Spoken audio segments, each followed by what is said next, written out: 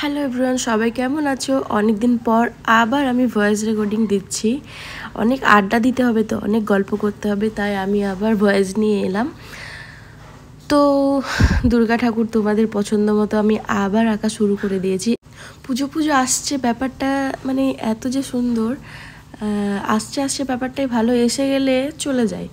তো এর জন্য আস্তে আস্তে ব্যাপারে খুবই মজা আছে, কিন্তু পুজো আসার সাথে সাথে একটা টেনশনের ব্যাপার হচ্ছে এক্সাম।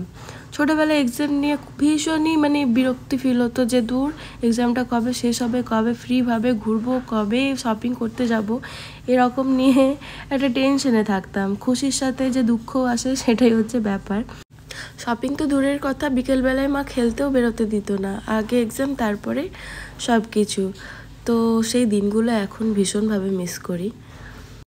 তো এই ভিডিওটা আমি আগের দিন পোস্ট করেছিলাম, সেখানে তোমরা অনেকে কমেন্ট করেছো। আমি জিজ্ঞাসা করেছিলাম যে শপিং শুরু হয়েছে কি না, তো তোমরা অনেকে অনেক কিছু লিখেছো। তো চলো শুরু করা যাক। শুভজিৎ দাস লিখেছে, সত্যি যখন মা আসেন তখন কিভাবে যে দিনগুলো কেটে যায় আনন্দে হাসিতে, বোঝাই যায় না। জয় মা দুর্গা। একদমই তাই। সোনালী কুণ্ডু লিখেছে, জয় মা দুর্গা, জয় মা দুর্গা।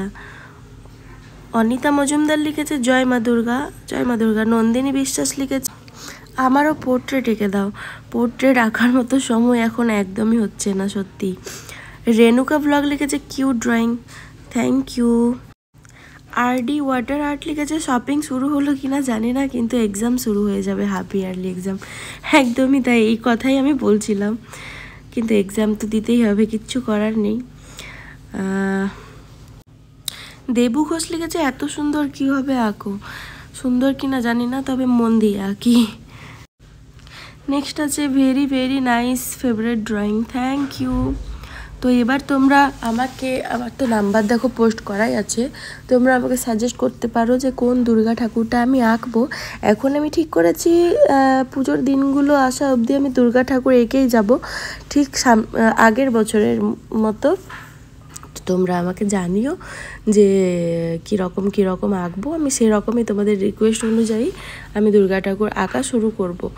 আর দুর্গা পুজোর তো অনেক গল্প আছেই, মহালয়া বেসিস, দশমী বেসিস, সব কিছু আমাকে সেন্ড করতে পারো, আমাকে জানাবে, আমি আঁকার চেষ্টা করব। আর এই রকম আঁকার মাঝে আমি তোমাদের একটা জানিয়ে রাখি যে প্রোডাক্ট ট্যাগিংয়ের ব্যাপারটা, এই যে আমি প্রোডাক্ট ট্যাগ করেছি, এখান থেকে তোমরা কিন্তু শপিং করতে পারো। এখানে আমি যে প্রোডাক্টগুলো ব্যবহার করি সেইগুলো তোমাদেরকে ট্যাগ করে দিয়েছি। তোমরা অনেকে জিজ্ঞাসা করো, দিদি কি ব্রাশ ইউজ করো, কি পেন্সিল ইউজ করো, কি কালার ইউজ করো, তো সেইগুলোই তোমাদের জন্য আমি ট্যাগ করে দিয়েছি। আমি যে যে প্রোডাক্টগুলো ইউজ করি সেগুলো তোমরাও ইউজ করতে পারবে পারচেস করে। তো দেখো এখানে নিচের দিকে, বাঁ দিকের নিচের দিকে ট্যাগ করে দিয়েছি। তো চলো এখনকার মতো টাটা, দেখা হচ্ছে নেক্সট ভিডিওতে, বাই।